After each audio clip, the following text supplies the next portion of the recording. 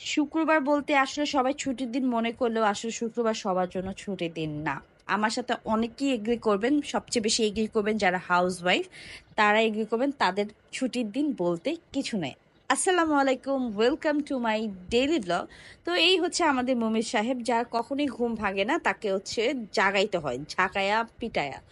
সে খুবই দুষ্ট, তার ঘুম ভাঙেই না, 10টা বেজে যায় তারপর তার ঘুম ভাঙে না, শুক্র শনি বাদে হলেও তার ঘুম ভাঙে না। আর আমি যখনই ভয়েস ওভার দিই, আমার বাসায় আমার যে বাচ্চা, সে হচ্ছে শব্দ করবে, পাশের বাসার বাচ্চা শব্দ করবে, কনস্ট্রাকশনের কাজ চলবে।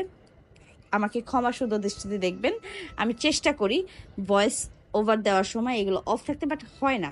তারপর সকালবেলা আমি একটু স্কিন কেয়ার করে নিই, মর্নিং স্কিন কেয়ার, এটা বেসিক, জাস্ট একটু সিরাম, দেন হচ্ছে ময়শ্চারাইজার দিয়ে দিই, সরি সানব্লক দিয়ে দিই।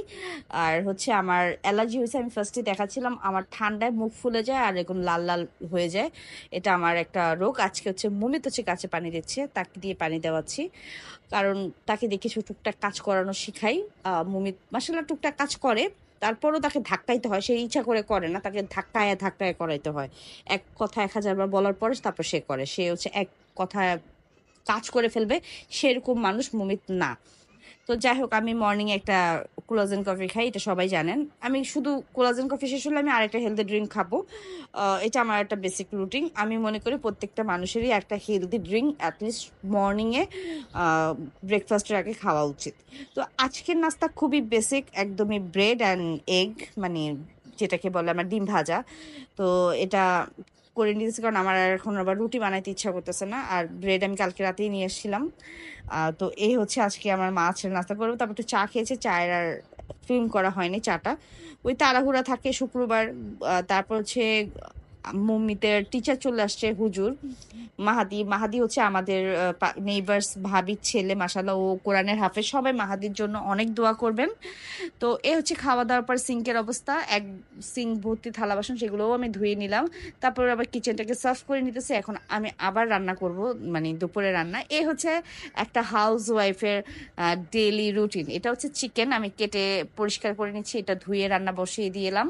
তারপর হচ্ছে পোলাও চালটাও আমি ধুয়ে রাখি, আমি সবসময় পোলাও চাল, যে কোনো খিচুড়ি বিরিয়ানি রান্না করে চালটা আমি একটু আগেই ধুয়ে রাখি, এটা আমার ভালো লাগে। তারপর হচ্ছে আমি একটু বেগুনের মধ্যেও মশলা একটু মাখিয়ে নিতেছি, এটাকে মেরিনেট করে রাখা বলে, অনেক মজা লাগে।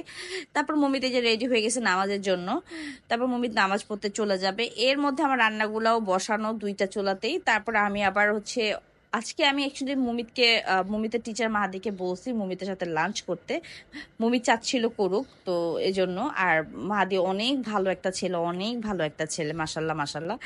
তো এখানে হচ্ছে আমি একটু চিকেন রান্না করছি, একটু আলু দিয়ে ঝোল ঝোল, আর হচ্ছে একদম ঝরঝরা সাদা পোলাও। পোলাও আর মুরগিটা এত মজা হয়েছে আলহামদুলিল্লাহ। তারপর হচ্ছে আমি একটু বিছানার চাদরটা চেঞ্জ করব, এই রুমেরটা আমার গতকাল চেঞ্জ হয়েছে, তো আজকে এটা আমি করব। আমার আসলে ওই প্রত্যেক ফ্রাইডেতে চেঞ্জ করা হয় না, আমি আসলে একটু দেরি করে চেঞ্জ করি বিছানার চাদর, কারণ মমিত এখন বড় হয়ে গেছে, ওইভাবে চাদর নষ্টও হয় না। তো আমি একটু বেডশিটটাও চেঞ্জ করে নিলাম আজকে। তো আমার কাছে মনে হয় যে একটু বেডটা যখন যেদিন চেঞ্জ করি না, ওদিন আমার ঘরটা অনেক শান্তিময় শান্তিময় লাগে।